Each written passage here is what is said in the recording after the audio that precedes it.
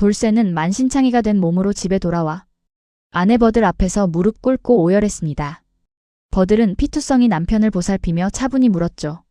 돌쇠는 집과 논밭, 그리고 아내인 버들의 신분까지 모두 잃었다고 실토합니다. 마을 사람들은 수군거렸습니다. 내일이면 버들이 장만득의 종이 될 거라고. 하지만 버들은 절망하는 남편을 다독이고는 창고 깊숙한 곳에서 낡은 비단 주머니를 꺼내옵니다. 그 안에는 과거 그녀가 사용하던 오칠이 된 검은 투점패들이 있었죠. 버들은 단호하게 말합니다. 내일 나와 함께 다시 그곳으로 갑시다. 돌쇠가 아내를 만류했지만 그녀의 눈빛에서 범상치 않은 기운을 느낍니다. 밤이 깊도록 버들은 투점패를 손에 익히며 과거 청나비 시절의 감각을 되살립니다. 다음 날 새벽, 버들은 정갈하게 옷을 차려입고 문을 나섭니다. 감히 나를 걸어? 내가 직접 되찾으러 간다. 구독과 좋아요로 청나비를 응원해주세요. 찬 바람이 쌩쌩 부는 겨울날의 장터 끝자락에는 차가운 공기만큼이나 무거운 침묵이 흐르고 있었습니다. 나무찜을 가득 쥐고 장을 나서는 남편 돌쇠의 어깨 위에는 고단한 하루의 피로가 켜켜이 쌓여 있었죠. 그의 품 안에는 오늘 하루 땀 흘려 번 소중한 엽전 몇 푼이 들어 있었습니다. 집에서 자신을 기다릴 아내 버들을 생각하며 돌쇠는 부지런히 발걸음을 재촉했습니다. 그런데 주막 뒷골목을 지나던 돌쇠의 앞을 화려한 비단옷을 걸친 기술자 독사가 가로막았습니다. 독사는 마치 오래전부터 기다렸다는 듯이 돌쇠에게 친근하게 말을 걸어왔습니다. 그의 눈빛은 마치 굶주린 뱀이 먹잇감을 발견한 것처럼 번들거리고 있었답니다. 이복의 돌쇠 형씨, 오늘 운수가 아주 좋아 보이는데? 그냥 가기 아쉽지 않은가? 아니요, 나는 어서 집으로 돌아가야 하오. 아내가 저녁상을 차려놓고 기다릴 것이오. 독사는 돌쇠의 거절에도 아랑곳하지 않고 그의 어깨를 강하게 붙잡았습니다. 비밀스러운 주막방 안에서 들려오는 투점패 부딪히는 소리가 돌쇠의 호기심을 자극했죠. 잠깐이면 된다는 독사의 꼬드김에 돌쇠는 자신도 모르게 그 어두운 방 안으로 발을 들이고 말았습니다. 방 안은 매캐한 담배 연기와 사람들의 거친 숨소리로 가득 차 있었습니다. 상석에는 마을의 악덕 상인으로 유명한 투점판 주인 장만득이 거만하게 앉아 있었죠. 장만득은 돌쇠를 보자마자 비열한 미소를 지으며 판으로 초대했습니다. 돌쇠는 망설이며 주머니 속의 엽전 한 잎을 조심스럽게 꺼내 판 위에 올렸습니다. 돌쇠 형씨도 이제야 진정한 사내의 재미를 알게 된 모양이구먼. 자, 한 판 시원하게 놀아보세. 처음 몇 판은 이상하리만치 돌쇠의 패가 잘 들어왔습니다. 엽전 몇 푼이 순식간에 2배, 3배로 불어나자 돌쇠의 눈동자가 흔들리기 시작했죠. 그는 자신의 실력이 좋아서 이기고 있다는 착각에 빠져들고 말았습니다. 옆에서 독사는 돌쇠의 어깨를 두드리며 오늘 기운이 예사롭지 않다고 부추겼습니다. 돈을 따는 쾌감은 마약처럼 돌쇠의 이성을 마비시켜버렸습니다. 어느덧 돌쇠의 앞에는 평생 보지 못한 거액의 돈이 쌓여 있었습니다. 그는 이제 아내에게 줄 비단뿐만 아니라 기와집까지 살 수 있겠다는 망상에 사로잡혔죠. 하지만 그것은 장만득과 독사가 미리 짜놓은 잔인한 함정이었습니다. 봐, 내 말이 맞지? 오늘 형씨는 신이 내린 손을 가졌단 말이야. 자, 이번엔 판을 좀 키워보는 게 어때? 장만득이 눈짓을 보내자 독사는 본격적으로 본색을 드러내기 시작했습니다. 돌쇠가 큰돈을 걸자마자 거짓말처럼 그의 패는 꼬이기 시작했죠. 방금까지 쌓여있던 돈들이 물속의 모래처럼 장만득의 손으로 쓸려 들어갔습니다. 당황한 돌쇠는 잃은 돈을 되찾기 위해 더 큰 액수를 걸었지만 상황은 악화될 뿐이었습니다. 이마에는 식은땀이 송골송골 맺히고 심장은 터질 듯이 요동치기 시작했습니다. 돌쇠는 품속 깊숙이 숨겨두었던 논밭과 집의 문서까지 꺼내 판 위에 던졌습니다. 그것은 그가 가진 마지막 재산이자 가족의 유일한 생계수단이었죠.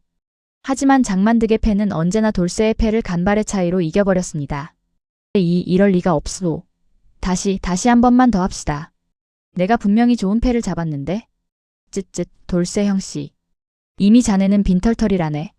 이제 걸 수 있는 게 아무것도 없지 않은가?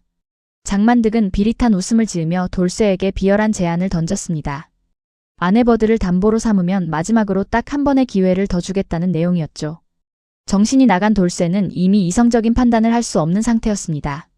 그는 장만득이 내민 노비계약서에 벌벌 떨리는 손으로 지장을 찍고 말았습니다. 마지막 판에서 독사는 교묘한 손기술로 돌쇠를 완벽하게 침몰시켰습니다. 모든 것을 잃은 돌쇠는 넋이 나간 표정으로 차가운 바닥에 주저앉았습니다. 장만득의 부하들은 비참하게 무너진 돌쇠를 거칠게 끌어내어 눈 쌓인 길가로 내팽개쳤습니다.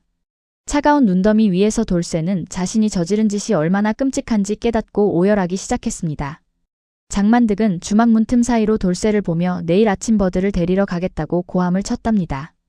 차가운 밤 공기가 문틈 사이로 스며드는 작은 오두막 안에는 무거운 정적만이 감돌고 있었습니다. 아내 버들은 호롱불 아래서 해진 남편의 옷을 꿰매며 그가 돌아오기만을 기다리고 있었죠. 그때 마당에서 무언가 굴러떨어지는 투박한 소리와 함께 짐승 같은 울음소리가 들려왔습니다. 놀란 버들이 문을 열자 그곳에는 눈물과 콧물로 범벅이 된 채 바들바들 떨고 있는 남편 돌쇠가 있었습니다. 옷은 여기저기 찢겨 있고 얼굴에는 멍자국이 가득한 처참한 몰골이었답니다. 돌쇠는 버들의 발치를 붙잡고 차마 고개를 들지 못한 채 바닥을 긁으며 통곡했습니다. 임자, 내가 죽을 죄를 지었소. 내 손가락을 다 잘라버려도 시원치 않을 짓을 했단 말이오. 우선 정신 좀 차려보세요. 대체 무슨 일이 있었기에 이 밤중에 이 지경이 되어 돌아오신 건가요?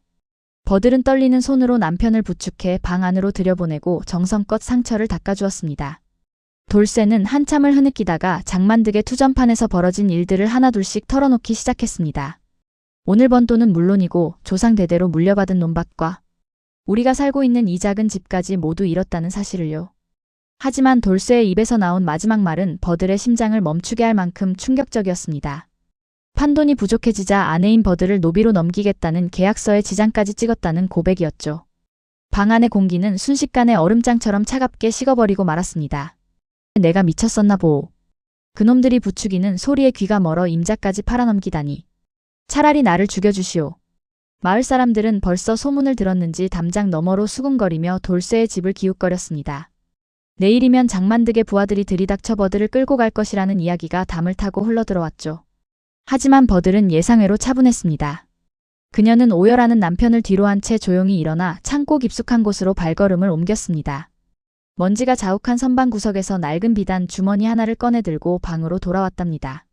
주머니를 열자 그 안에서 칠흑처럼 검고 매끄러운 오칠 투전패들이 모습을 드러냈습니다. 그것은 과거 투전판의 여왕이라 불리던 청나비가 사용하던 전설의 도구였죠. 울음 그치세요. 잃은 것이 있으면 다시 찾아오면 되는 법입니다. 내일 아침 저와 함께 그 투전판으로 가야겠습니다. 임자, 그게 무슨 소리요? 거긴 지옥 같은 곳인데 어찌 임자까지 그 구렁텅이에 발을 들이려 하오. 버들의 눈빛은 평소의 유순한 아내의 모습이 아니었습니다.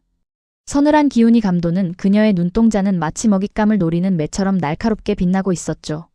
돌쇠는 아내의 변한 모습에 압도되어 더는 아무 말도 하지 못한 채 멍하니 그녀를 바라보았습니다. 버들은 밤이 깊어가는 줄도 모르고 투전패를 손가락 사이에 끼우고 하나하나 만져보며 감각을 되살렸습니다.